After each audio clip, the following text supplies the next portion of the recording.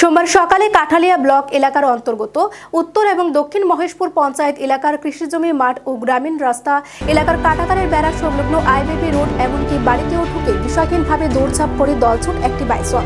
প্রত্যক্ষদর্শী স্থানীয় মানুষ হইচই চিৎকার চেঁচামেচিতে বাইসনটি আতঙ্কিত হয়ে পড়ে। যদিও জয় চাঁদপুরের বন দপ্তরের কর্মীরা এসে বাইসনটিকে ধরার চেষ্টা করে।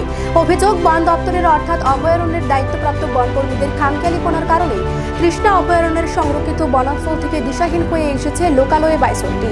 যাত্রাপুর থানার পুলিশ আধিকারিক সুব্রত দেবনাথ জানিয়েছেন যে মানুষকে সতর্ক থাকার জন্য মাইকিং করা হচ্ছে এবং আধা সামরিক বাহিনীও পরিস্থিতির দিকে নজর রাখছে। কাটালিয়ার এই পরিস্থিতিতে উৎকণ্ঠিত মানুষ।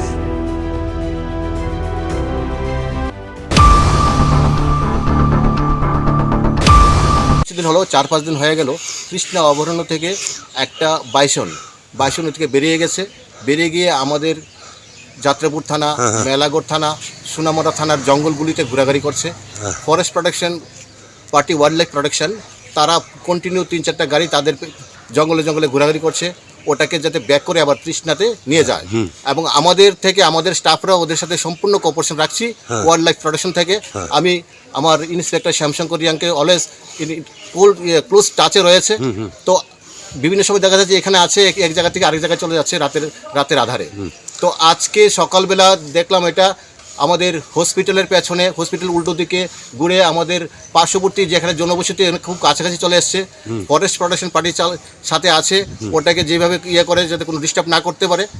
আর পাশাপাশি আমি আমাদের পুলিশ এবং টিএসআর স্টাফও লাগিয়ে দিয়েছি, ওটাকে যাতে সেফলি তার নিজ জায়গাতে ব্যাক করানো যায়।